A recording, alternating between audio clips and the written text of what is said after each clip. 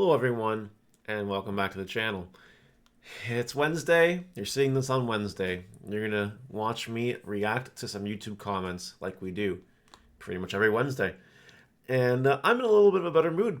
I'm not gonna go completely off the rails and destroy and crush people's souls for their dumb opinions this week. Although, I could. There's a lot of subject material there. But you're actually gonna get nicer Mario today, which is interesting. Not super common. I would enjoy this while you can. But yeah, let's see what the YouTube comments have to say. And if you like this content, please like, comment, and subscribe. We have a vault. Who is this guy? I don't recognize him at all. Uh, yeah, I know. The hair's gone. I know. We're back to short hair Mario, which is how the channel started, by the way. I didn't have all this long hair when the channel started. I had short hair, pretty sure. I think. Definitely did. Mr. J Strategy Plays, also a YouTube content creator, just like a Vault, by the way. Damn, you got a haircut out here looking like Tom Hardy, bro. Oh, God. Tom Hardy is Bane and Venom, right? That's pretty cool. Also, I'm waiting for the Armadillo hype to go down and hoping to pick those World 7. What's interesting about the Armadillomon hype is Testro just won my Season 5 Starter Championship with the Shakumon Yellow-Black deck, and he played 4 promo Armadillomon in there. And I think there was a little bit of activity on it. I'm not quite sure. I haven't done my market watch yet. That'll be tonight for Monday. It's weird. Timeline's weird. But hopefully they go down. I'm sure they will. I actually bought 4 because I was sold on it. It's cool. Meyerker RT. The adventure boxes sell for $24.99 at Targets if you can find them, of course. That's actually really interesting. I didn't know that. Being Canadian, I did not know that Targets had boxes for $24.99. In Canada, you're lucky if you see one at a Walmart.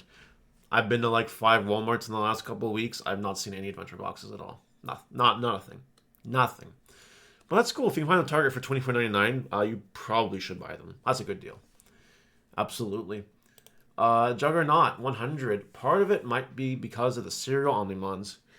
Now we're out here talking about the store championship thing. The lack of store championships, rather. And there's going to be a lot of commentary on this as time goes on. But I don't buy that the serial Omnimons is the reason why. Because they can just print more serial Omnimons. Or print the next serial card. As you guys... yeah.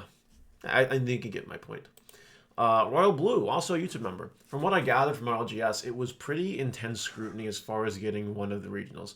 We were told we didn't have enough certified judges to get one to run for us, so I can imagine that was a major sticking point as to why more places didn't get them.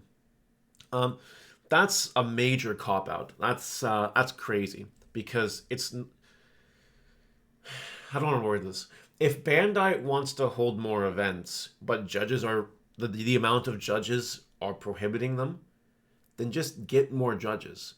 And now some of you in comments might say, well, Mario, you can't just get more judges. Well, actually, you can. It's not that hard. Konami has tons of judges. Tons. Ridiculous amount of judges. So does Pokemon. Now these are big games. They've been around for a while. But, like, it's not hard.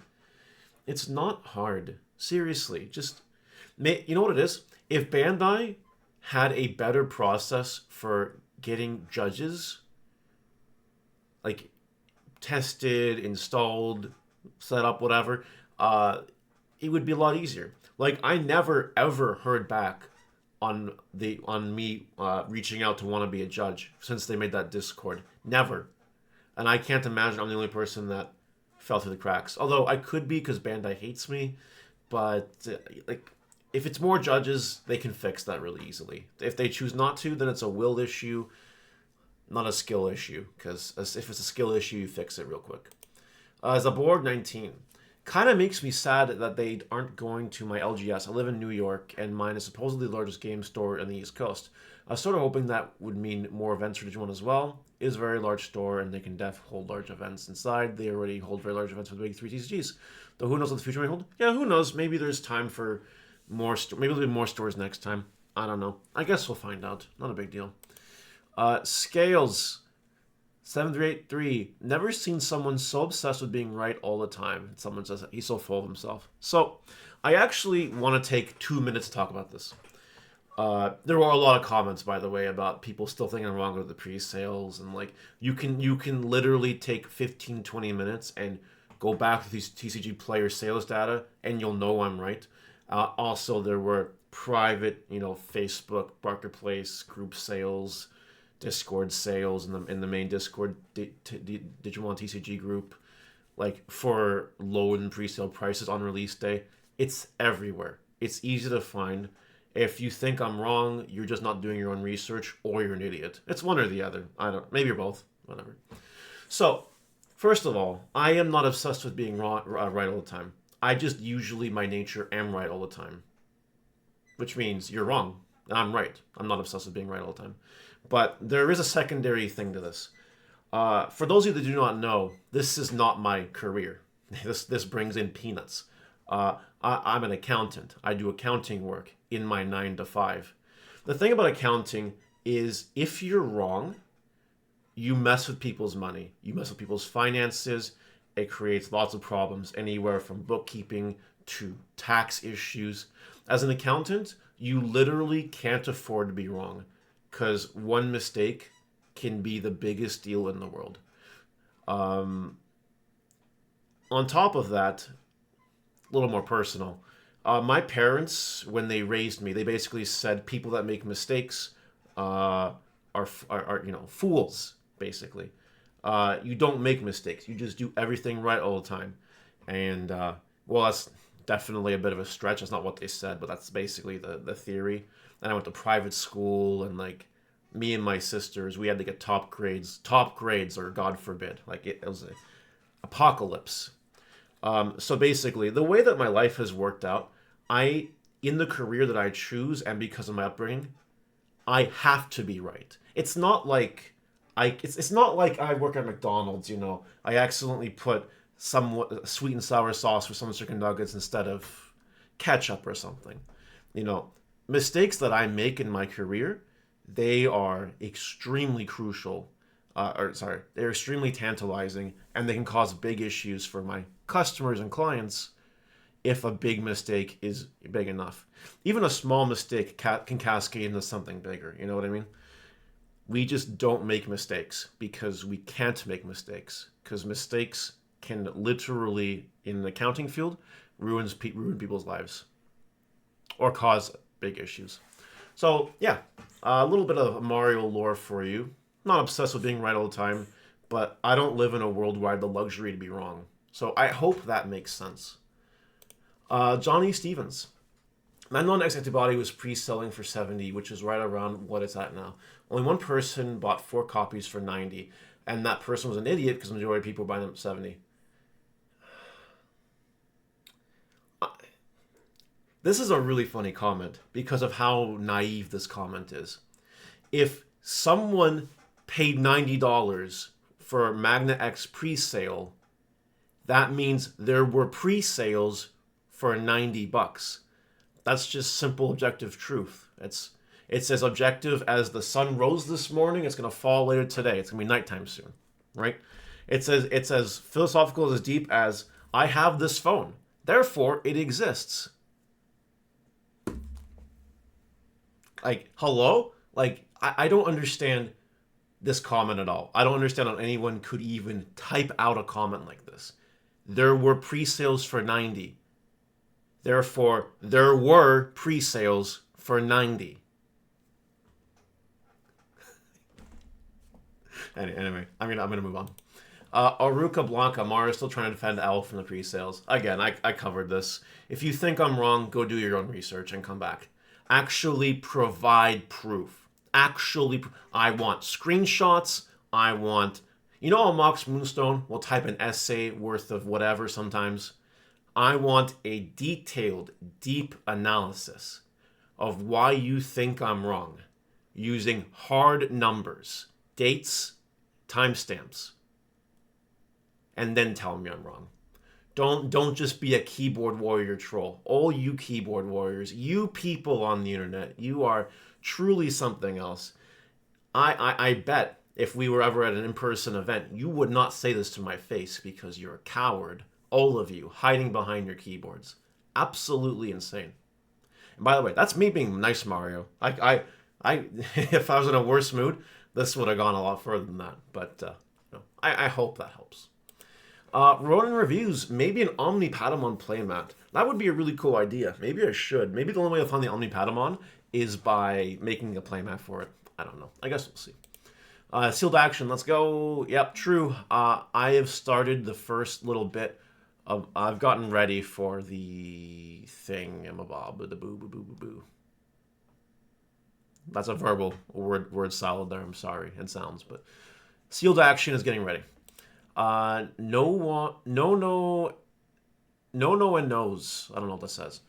4362. So something I'm curious about. How often do you think we should get an update on the ban restricted list? People are not going to like this answer. This is subjective. This is not based on any kind of empirical evidence or anything. I would like a ban list every 3 months. Keeps the games fresh. It gives Bandai the opportunity to do things and 3 months is enough. It's enough. Not 2 weeks after a set is released or anything like that. Now, for it to be more effective, we should wait until our game is unified in 2025 with the sets released syncing up. Then maybe every 3 months, it's fine. Where maybe you have a ban list halfway between a major core set, because those are also released roughly every 3 months. So it would make the most sense. But that's what I think. Let me know what you guys think in the comments if you have a different opinion about this. Mox Moonstone, YouTube member, by the way. We just can't compare to these other card games without a ratio of players being considered and cost calculated. These tournament tournaments cost up $70 to enter. They have up to triple the number of entrants, not to mention you're looking out at 15 rounds. For these larger tournaments, top cut. If we want tournaments that are of scale and quality of the larger games, then we need to both grow the player base and increase cost of entry. I agree with this to a certain extent. I think the player base is there. I do believe the player base okay. It's definitely there for online events. I will say that. Online events cap. I don't really condone this because I hate online events. I hate webcams. But, we could have a 12 rounder with a top cut over 2 days. We could do that. It's something that we have the capacity to do. In person might need a little bit of a stretch, but it's true.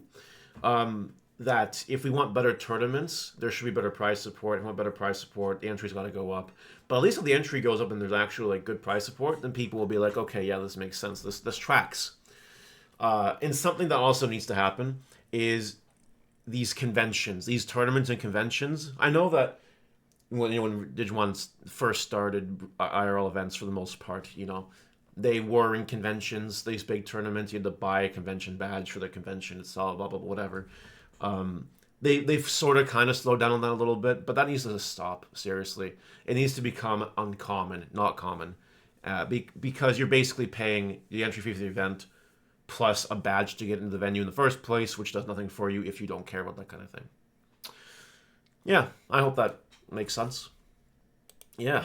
President Wallace. Hopefully down the road, Digimon improves with its pricing cards. I think that's a big complaint. I don't know if you guys have noticed that. I think people really care about the pricing. To me, a lot of them are just cards I don't want to buy and never see again. Personally, I just want to see the game grow more so we can have more person events. I agree. This is all good news. This is a good comment. Nothing to dispute here. And Silent Magician. This guy. Oh, I love this guy. Here's the problem, Mara. No one in the Digimon community has the money to spend 10k on a single card, and if they do, they have enough sense not to. So, I do know of people that have spent more than 10 grand on a single card in this game.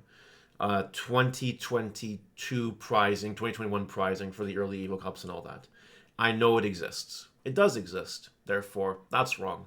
However, this is a really interesting concept I want to bring up to you. Let's say that Bandai did the unthinkable for Digimon, and they effectively gave us a Crush Card Virus-esque card, which back in the day, if you had Crush Card Virus in your deck while it was legal, before it got reprinted in gold set and then it got banned.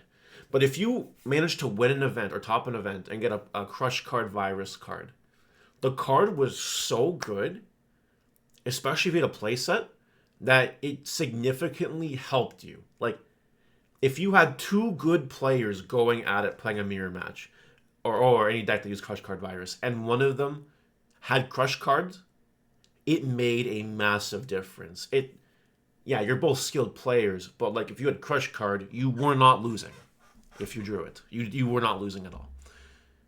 Would people in Digimon be open to that? Because I'll tell you, if there was okay, different example. Let's say BT16 Ukomon was a Crush Card Virus, and instead of Serial Omni in top 8 of regionals, you got a BT16 Ukomon. This was the only way to ever get BT16 Ukomon. Would people pay for it? I think the answer is yes. I think people would go out of their way to pay for it because that card offers such an insane advantage. I don't know if you guys have done the theory, the crafting and the testing, but Numemon BT15 versus Numemon BT16 are very different decks, and one of the reasons why is because of BT16 Ukomon. That the amount of advantage that card gives you is absolutely insane, and it is such a good card. So thought experiment. Just you guys tell me if I'm wrong, because me personally, if there was a Crush Card level card that you could play in your deck and it would make a significant difference to the point where winning was a lot more guaranteed, I would buy a playset. The amount of money doesn't matter if I was grinding out the Digimon TCG. If I was playing in every event, if we didn't have stupid arbitrary caps that fill up immediately for no reason, and we could just sign up for an event and play and walk away at the end of the day with a prizing, I'd buy a playset. If it costs 10 grand or more, don't give a fuck. I got that money, I don't care. I would do it. And I know other people would as well. I know there's a select group of people who are going to remain anonymous, but you know who you are, and you know I'm right. So there is that. However, in order for that to be worth it, that goes back to the upper comments, where prizing would have to be better. Because no one will spend $10,000 on a card or a playset of cards if the prizing is only worth like $2,000. It's not going to happen. It's all about return on investment. If I can spend 10 grand on a card and then win like 20 grand, 30 grand because of it, great. Then that's great return on investment. That's worth it. And that's the reason why I would do it. But as it stands right now, no. So just a little thought experiment. Think about it. Let me know in the comments what you think about that. Roy Ice, the Pokemon Master. Numemon best deck in the format. I was hoping Numemon would help drop Magna X prices. Yeah, you and me both, buddy. But people are still on the Magna X copium. It'll eventually go back down when EX6 comes out. I'm sold on that. Gucci Bra. I think the winner Uko would be worth more, but it's misprinted. It has the Japan play cost on it. That's why I feel like the movie promo Uko is still worth more. Sure. It's, yeah, I don't know. Maybe, sure. At the end of the day, I'm still right. I'm not obsessed with being right, I swear. But no, it's all about supply and demand. There's just less of the movie promo Ukomon than the winner pack alternate art, like Ukomon in a pool or whatever. I don't even know what it is. The art style also doesn't do it for me on that card. I hate that art style. I find it very cringeworthy. The last comment of the day goes to Adam TCG. Can people hurry up and push the white Omnimon to the moon already? We need some 2021 base action, first edition Charizard action on the baby, because I need a better timing plan. Now Digimon fucked it. By reprinting Omnimons the way they do and the prize cards and all that, they tarnished the value of singles in the first set, not sealed product. I'm still a big believer that the sealed booster box of the first set of Digimon for North America will be worth a lot over time. I still have a bunch. I'm just waiting. I'm just waiting for the cash out. And I believe I lied to you. I got 3 more comments to go. Haha! Summon Skull. It's probably a lot more Numi because a lot of people expect Magna X. Or because Numi is good. Both. Numemon can counter Magna X if the player is playing it right. And Numemon also got a boost because of BT16. So there is that. Megan Anthony Aguirre. Hey Mario, thanks for all the great Digimon TCG content. I have 2 requests. Can you do more deck profiles like before? I'm a member and I can see your deck list that you post, but I really enjoy commentary. I do read your commentary, but it's nicer hearing it as you go through them. Also, can you please speculate on potential ban restricted list updates? I want to buy Ukomon Alt Arts, but I'm scared that they will be restricted in the next list. The thing about deck profiles is like, this is gonna sound weird, but nobody cares about my deck profiles anymore. There was a time and a place for it, but it stopped in 2023, early 2023, when tournaments basically, like when Bandai ruined competitive. That's a strong term, but competitive play became a lot less incentivizing for people, and that's when my deck profiles fell off. Because my deck profiles are meant for people, like if you want to take it and do well, you can. Because I put the hours in testing in to make sure it's good. No one cares about that anymore.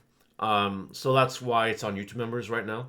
I'm probably not going to go back to doing deck profiles like regularly for two reasons. One is because of the reason I just mentioned, but two, if I am ever going to turn this channel into a podcast type thing, deck profiles make awful podcast content.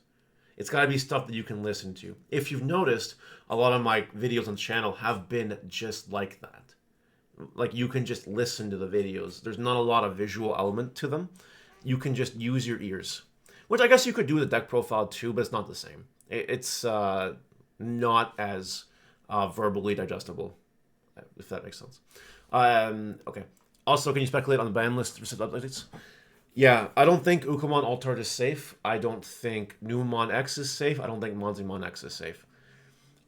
And as a yellow main, Emissary of Hope should probably go to 1. But that's a bit weird because not everyone even plays for Emissary. Like, you know, those are my, just without thinking about it for more than 5 seconds, my predictions. If I were to sit down and reevaluate, I think that would be fine. Yeah. The thing about what you have to realize is one of the reasons that Numon X is so good against Manmon X is because of Numon X and Monzimon X and the Yokomon. If you hit all those cards, then the deck becomes a lot more tapered, and then everyone starts complaining about Magna X again. I'm of the camp that Magna X should not exist. That card just should not have never been printed. Really should not have. But they're not going to go back and ban it or limit it now because they already did it with the Pokemon. They saw the outrage. They're not going to do it again. We got to live with Magna X. So now it's a song and dance about what you do and Magna blah blah blah blah blah blah. You know. And now we're getting boss monsters that just burn security for nothing and win the game automatically, like Agudamon and Susanamon Ace. Bandai's power creep is heading into a very dangerous direction. But yeah, well, that's it. Leave that alone for now. And I gotta go one more comment. I think. Yeah. It's so funny to see Blue Flare at the top. Monzimon next ban necessary. Not ban, just limits probably fine. Alright, that's it for today, guys. I went on for a long time here. Holy moly. This is one of the longer ones. But hope you guys enjoyed it. Let me know what you think in the comments, and I will see you later. Bye.